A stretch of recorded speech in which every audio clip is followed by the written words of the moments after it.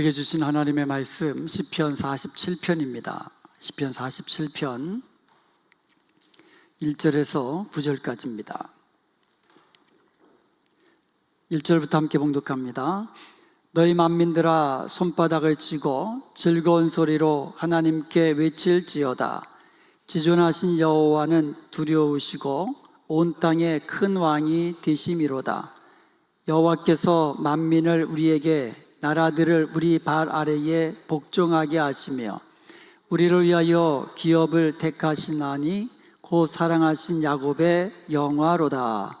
하나님께서 즐거운 함성 중에 올라가시며 여호와께서 나팔 소리 중에 올라가시도다. 찬송하라, 하나님을 찬송하라. 찬송하라, 우리 왕을 찬송하라. 하나님은 온 땅의 왕이심이라. 지혜이시로 찬송할지어다. 하나님이 뭇 백성을 다스리시며 하나님이 그의 거룩한 보좌에 앉으셨도다. 문나라의 고관들이 모임이여 아브라함의 하나님의 백성이 되도다. 세상의 모든 방패는 하나님의 것이며 그는 높임을 받으시리로다. 아멘. 시편 47편은 고라자손의 시 이렇게 되어 있어요. 인도자를 따라 부르는 노래. 이 고라자손이 오늘 시편 47편을 통하여서 1절에 보면 너희 만민들아 하나님께 외칠지어다 라고 그렇게 노래하고 있습니다. 모든 만민들로 하여금 하나님을 찬송하라는 겁니다. 시편 37편은요 이스라엘 민족이 함께 하나님을 찬송하며 하나님께 영광을 돌리는 그런 노래임과 동시에 모든 만민들이 하나님 앞에 나와 하나님을 찬송하는 그 비전을 담고 있는 그런 노래입니다. 오늘 본문 6절에 보면 찬송하라, 하나님을 찬송하라, 찬송하라, 우리 왕을 찬송하라 이렇게 말씀하고 있습니다. 한번 따라해 볼까요? 찬송하라, 하나님을 찬송하라. 찬송하라, 우리 왕을 찬송하라. 자, 6절에 보면은요, 하나님을 뭐라고 말씀하고 있어요? 우리 왕이라고 말씀하고 있는 겁니다. 그래서 시편 47편에서 말씀하고 있는 것은 하나님은 왕이시라는 거예요. 하나님은 우리의 왕이시라는 거예요. 그렇기 때문에 왕 대신 하나님을 찬송하라고 말씀하고 있는 겁니다. 먼저 하나님은요 이스라엘의 왕이십니다. 4절 말씀을 보면 우리를 위하여 기업을 택하시나니 곧 사랑하신 야곱의 영화로다 라고 말씀하고 있습니다. 하나님은 이스라엘 백성들을요 자기 백성으로 택하셨습니다. 그리고 이스라엘을 택하신 이스라엘을 구속하시고 가나안 땅을 기업으로 주시고 영화롭게 하셨습니다. 그러므로 이스라엘이 자신의 왕 대신 하나님을 찬송하는 것이 마땅한 것입니다.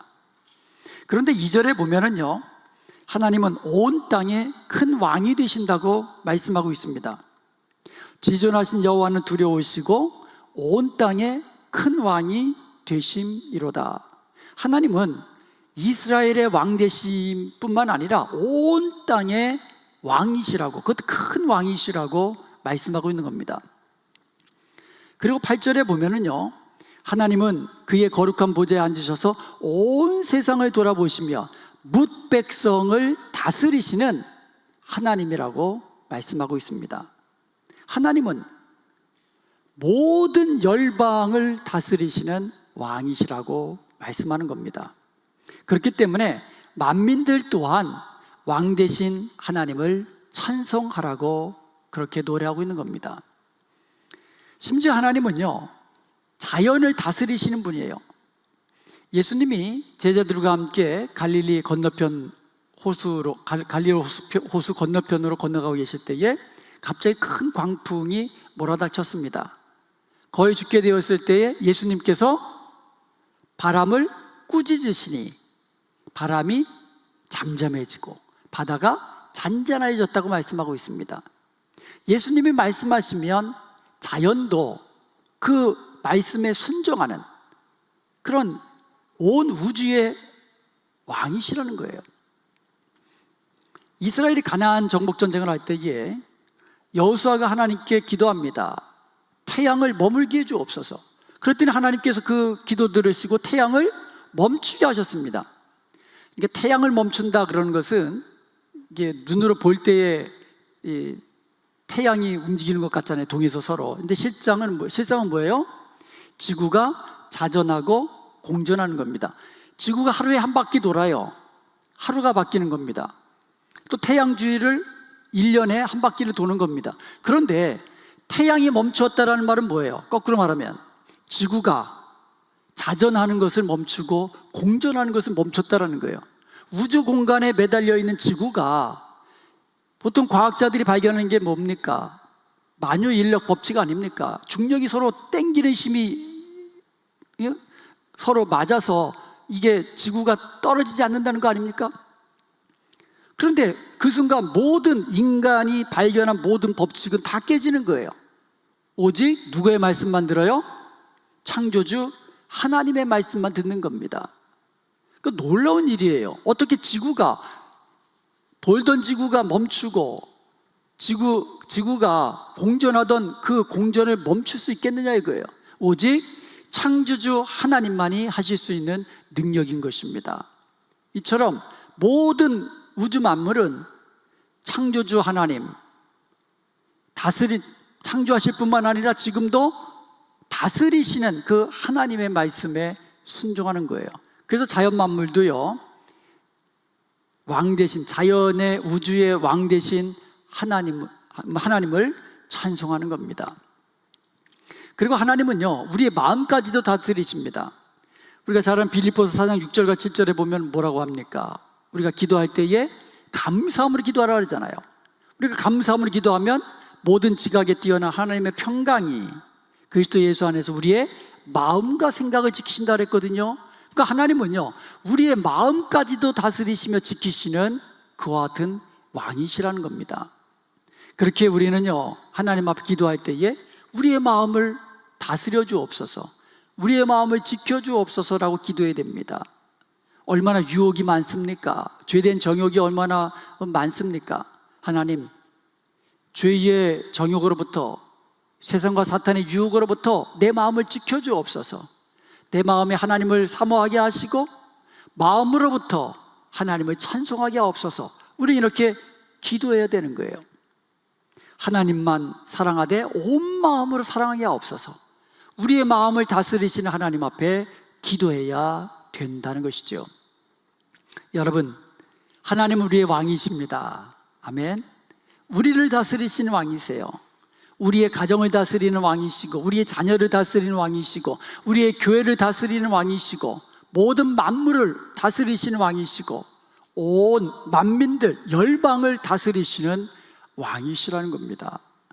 그러므로 왕 대신 하나님의 다스리심에 순종하며 왕 대신 하나님을 찬송하는 복된 저와 여러분이 되어야 될 줄로 믿습니다.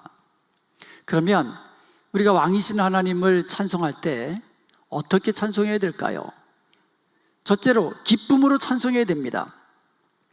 오늘 본문 1절에 보면 너희 만민들아 손바닥을 치며 즐거운 소리로 하나님께 외칠지어다라고 이야기하고 있어요. 그러니까 찬송할 때 박수도 치라는 거예요. 즐거운 소리로 찬송하라는 거예요. 즐거운 소리로 외치면서 찬송하라는 거예요. 여러분, 찬송의 생명은 기쁨에 있습니다. 인상 쓰면서 찬송하는 거, 이게 뭔가 어울리지 않잖아요. 기쁨이 없는 찬송은 찬송이랄 수가 없는 거예요. 야고보서 5장 13절에 보면 너희 중에 즐거워하는 자가 있느냐, 그는 찬송할지니라 라고 말씀하고 있어요. 그러니까 즐거움과 찬송, 기쁨과 찬송은 서로 함께 가는 겁니다. 찬송할 때 기쁘고 기쁠 때 찬송하고 이렇게 되는 겁니다. 즐거운 소리로 기쁘게 찬송하다 보면 자연스럽게 손바닥도 치고, 또 우리 요즘 어떻습니까? 우리 장로님하고 우리 집사님 나팔도 부시고 또 드럼도 치시고 또 앞에서는 기타로 찬양도 하시고 또 우리는 박수로 찬양하고, 이렇게 온갖 소리나는 악기로 하나님을 기쁨으로 찬송하라는 거예요. 그러다 보면 우리의 얼굴이 빛나게 되는 겁니다. 우리의 마음으로도 감사함으로 찬송하게 되는 겁니다. 그러다 보면 우리의 마음이 기쁘게 감사함으로 하나님을 찬송하다 보면 우리의 얼굴도 윤택하게 되고 우리의 몸도 건강해지는 거예요. 잠언서 17장 22절에 보면 마음의 즐거움은 양약이라도 심령의 근심은 뼈를 마르게 하느니라 라고 말씀하고 있어요. 그러니까 우리가 찬송할 때 기쁘게 하라 그러잖아요. 그러니까 마음이 기쁘고 즐거우면 또 어떻게 되는 거예요? 양약이 되는 거예요. 우리 몸이 건강해지는 거예요. 그래서 찬송할 때 어떻게 찬송한다고요? 기쁨으로, 즐겁게, 감사함으로 찬송하다 보면 우리 몸도 건강해진다는 거예요. 현대의학에서 하는 말은요, 스트레스가 우리의 몸을 망가뜨린다 그러잖아요. 그러니까 질병의 원인을 못 찾으면 스트레스 때문이라 그래요. 아마 질병의 70% 이상은 이 스트레스 때문이 아닌가 싶어요. 심리적인 원인, 마음으로부터 우울하고 또 근심되고 염려되고 그러다 보면 몸이 약해지는 거예요. 그러므로 우리의 마음에 찬송이 있으면, 찬송은 어떻게 한다 그랬어요? 즐겁게 찬송한다 그랬거든요. 우리의 마음에 즐겁게 찬송하는 것이 있으면 우리의 마음이 윤택하게 되고 몸도 건강하게 되고 얼굴도 빛나게 되는 겁니다. 가정에서도 즐거운 찬송이 있으면 어떻게 됩니까? 화평하게 되고 행복한 가정이 되는 거예요. 비즈니스 할 때도 마음으로부터 찬송이 흘러나오면 찾아오는 그 손님들이 뭔가 이 가게에는 또 여기 계신 분은 뭔가 좀 평안함을 주는구나, 이것을 느끼게 된다는 거죠. 그러므로 우리가 기쁨으로 찬송할 때에 하나님을 영화롭게 할 뿐만 아니라 우리의 마음도 몸도 건강하게 윤택하게 그렇게 변해진다는 거죠. 우리가 기쁨으로 찬송하라 그랬는데요, 여기서 기쁨은 세상적인 기쁨을 말하는 것은 아닙니다. 물론 세상에서도 우리에게 기쁨을 주는 때가 있습니다. 자녀들이 좋은 대학 갔을 때, 또 자녀들이 대학 졸업하고 또 좋은 직장 취업했을 때, 또 좋은 배우자 만나 결혼할 때, 전부 다 기쁠 때예요. 우리가 몸담고 있는 직장이 잘 돼서 그곳에서 또 내가 인정받으며 살 때 마음이 기쁜 거예요. 내가 하는 비즈니스가 점점 번성해 나갈 때 우리의 마음은 기뻐지는 거예요. 그런데 이와 같은 기쁨은요, 영원한 기쁨이 아니거든요. 잠깐 주는 기쁨이에요. 아무리 기쁜 일이 있어도요, 며칠 지나가 보세요, 다 잊어버립니다. 영원한 기쁨은 세상에서 얻는 것이 아닙니다. 시편 기자는요, 우리를 택하시고 우리를 구원하시고 우리를 영화롭게 하신 하나님을 찬송하라고 말씀하고 있는 겁니다. 이것은요, 우리는 아무 공로 없지만 우리를 먼저 사랑하셔서 택하신 하나님의 은혜를 생각하고 감사함으로 찬송하라는 거예요. 이와 같은 기쁨은요, 죄악 가운데서 죽은 우리를 구원하시기 위하여 십자가에 달려 죽으신 예수 그리스도의 구원의 은총을 감사하는 그 기쁨을 말하는 거예요. 그 기쁨으로 찬송하라는 거예요. 이 기쁨은요, 우리를 구원하신 그 하나님의 은혜가 땅에 떨어지지 않도록, 잃어버리지 않도록, 사탄이 뺏어가지 않도록 끝까지 우리의 구원을 지키시고 우리의 구원의 보증이 되시는 그 성령님의 은혜를 감사하며 기뻐하라는 겁니다. 이와 같은 기쁨은요, 세상이 주는 기쁨과 다른 것이에요. 그러므로 우리는 이 기쁨이 있다면 슬플 때도 또 눈물 나도 찬송할 수가 있고, 또 억울한 일 당해도 찬송할 수 있으며, 힘들고 어려워도 찬송할 수가 있는 것입니다. 여러분, 우리의 찬송은요, 이 세상과 사탄의 유혹을 이길 수 있는 능력이 되는 겁니다. 우리의 찬송은, 특별히 고난 중의 찬송은요, 하나님을 감동시키시고 하나님의 긍휼하심과 도우심을 얻게 하는 겁니다. 그래서 살아계신 하나님을 경험하게 만드는 것입니다. 그러므로 우리는 평생에 우리의 왕 되신 하나님의 다스리심에 순종하며 우리의 왕 되신 하나님을 찬송하십시다.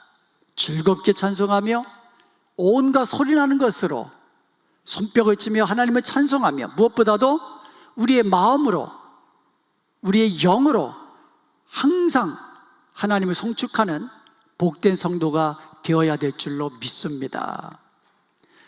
자, 첫 번째로는 기쁨으로 찬송하라고 했습니다. 두 번째로는 지혜의 시로 찬양해야 됩니다. 오늘 본문 7절에 보면 하나님은 온 땅의 왕이심이라 지혜의 시로 찬송할지어다.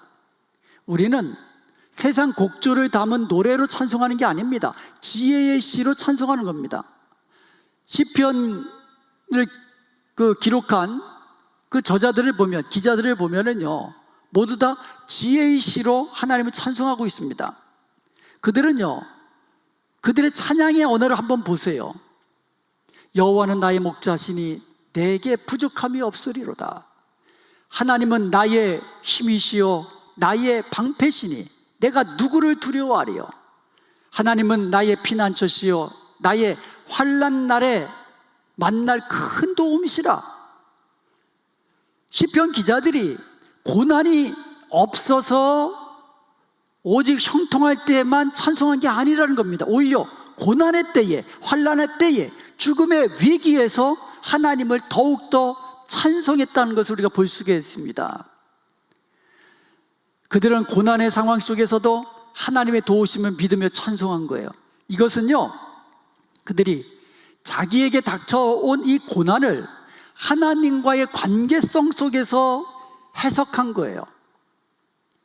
내가 고난 중에 나는 멸망당할 그와 같은 불쌍한 존재가 아니고 미약한 존재가 아니고 내가 비록 고난 중에 있지만 나를 다스리시는 하나님이 나의 왕이 되시고, 아멘, 나의 선한 목자 되신 하나님이 나의 길과 나의 가는 길에서 도움이 되시고 인도하시고 나와 항상 함께 하시며 나를 구원하시는 좋으신 하나님이심을, 하나님과의 관계 속에서 나 자신을 해석했기 때문에, 그 고난을 해석했기 때문에 그들은 고난 중에도 하나님을 믿기에 찬송할 수 있었다라는 겁니다.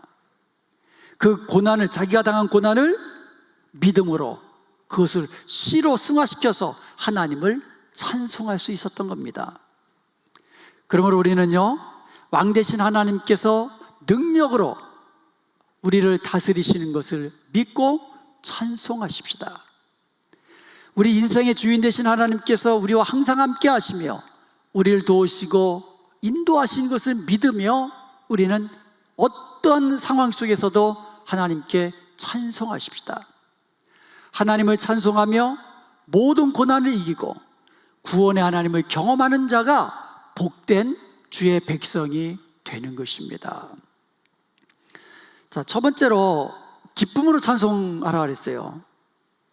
두 번째로 어떻게 해요? 지혜의 시로, 찬양의 언어를 보시면 우리가 지혜가 넘치는 거예요. 하나님의 지혜가.